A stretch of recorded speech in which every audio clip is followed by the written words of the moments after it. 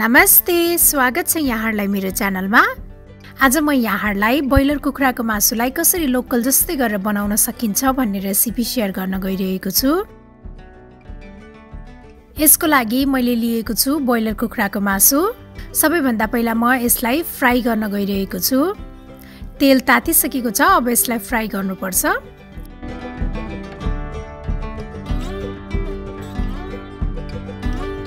यसलाई चाहिँ हल्का रातो हुने बेलासम्म फ्राई गर्नुपर्छ। यसरी ब्रोइलरलाई फ्राई गरेर झोल बनाउँदाखेरि यो चाहिँ लोकल कुखुरा जस्तै कडा हुनुको साथै एकदम मिठो स्वाद पनि आउँछ। यतिको भएपछि यो मासु रेडी भइसकेको छ। मैले यसलाई एउटा भाँडामा राखेँ।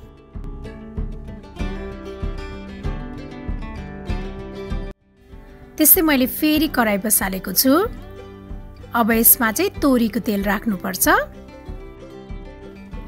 त्यसपछि मैले यसमा फुराएँ ज्वानो अनि सौंफ। अब यो तेजपत्ता पनि फुराउने। अनि मैले लिएको छु ल्वाङ, सुकुमेल र दालचिनी। अब यसलाई पनि फुराउनु पर्छ।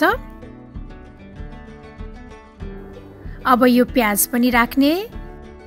अब यो प्याजलाई चाहिँ रातो हुने बेलासम्म भुट्नु पर्छ। प्याज यतिको भएपछि मैले यसमा पिसेको अदुवा लसुन पनि राखेँ। अब यसलाई एकपटक चलाउने। अब यसमा बेसार, जिरा धनिया पाउडर, गरम मसला पाउडर, रातो धुलो खुर्सानी र नुन स्वाद अनुसार राख्ने। एकपटक राम्रोसँग मिक्स गर्ने।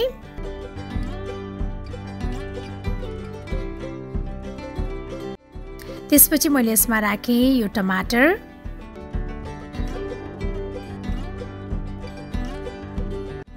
अब यसमा अघि फ्राइड गरेर राखेको चिकन पनि राख्ने र अब यो सबैलाई राम्रोसँग मिक्स गर्ने। अब यसलाई कभर गरेर यो टमाटर नपाकुन्जेल पकाउनु पर्छ। चिकन चाहिँ हाम्रो लगभग पाकिसकेकोले यसलाई धेरै बेर पकाउनु पर्दैन। अब यसलाई एकपटक चेक गरौँ। हाम्रो यो टमाटर राम्रोसँग पाकिसकेको छ। यतिको भएपछि मैले यसमा राखेँ मनतातो पानी। त्यस्तै अब यो मसिनो पारेर काटेको हरियो धनिया पनि राख्ने।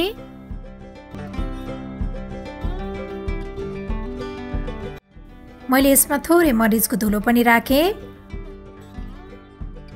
अब यो सबैलाई राम्रोसँग उम्लिन दिनुपर्छ।